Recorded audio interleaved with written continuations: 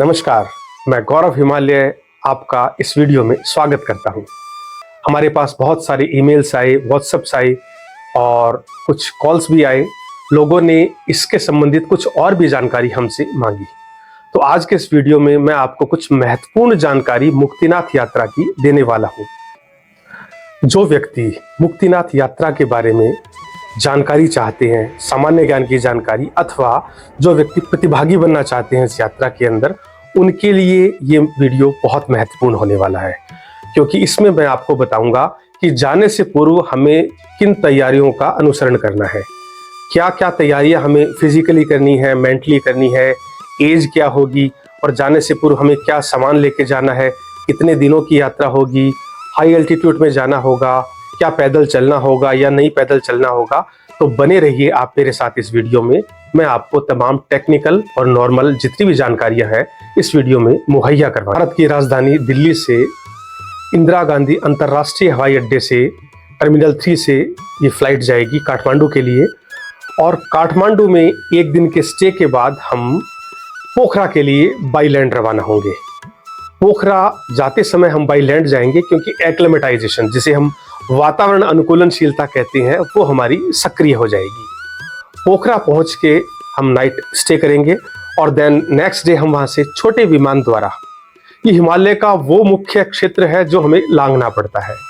Flight भले ही पोखरा से जोमसोम के लिए 25 मिनट की होती है, पर अगर बाई रोड अगर हम ट्रेवल करें तो बहुत ही उबड़ खाबड़ रास्ता है, और जिसे हम बाई फ्लाइट से जाते हैं।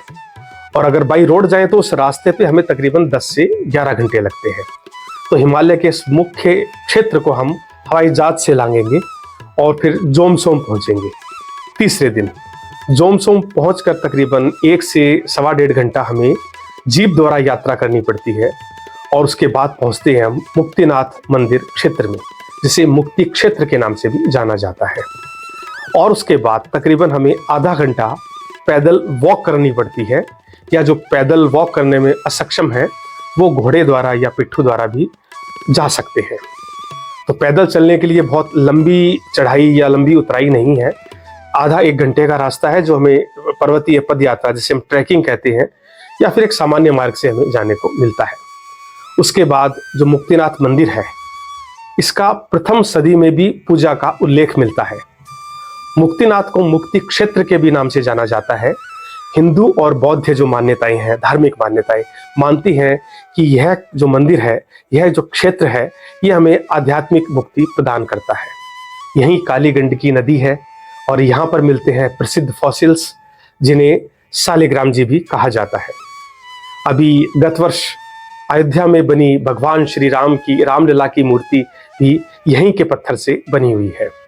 तो हम बढ़ते हैं फिर मुक्तिनाथ मंदिर की तरफ, जिसका मैंने आपको धार्मिक इतिहास बताया, आध्यात्मिक इतिहास बताया। यहाँ 108 गौमुख बने हुए हैं, और एक गौमुख में एक ही स्रोत से सारा जल आता है।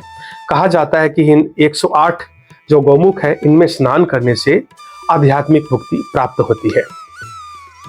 आदि गुरु शंकराचार्य जी 8वीं सदी में यहाँ पर आए, इसका हमें उल्लेख कई पुस्तकों में देखने को मिलता है। तो यह तो कंफर्म है कि यह जो मंदिर है, यह सदियों से, हजारों वर्षों से ध्यान, साधना, अध्यात्म और धर्म का एक महाकेंद्र रहा है।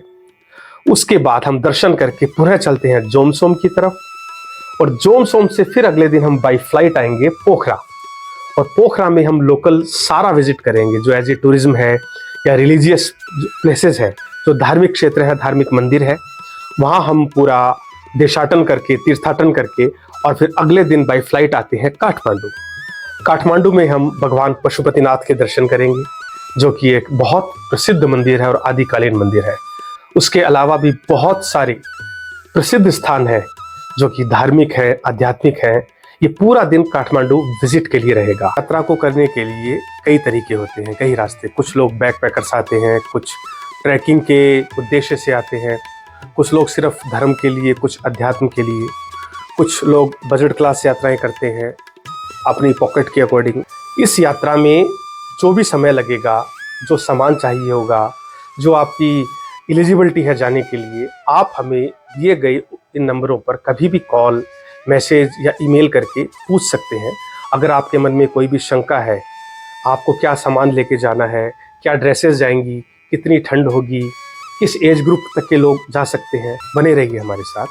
नमस्कार।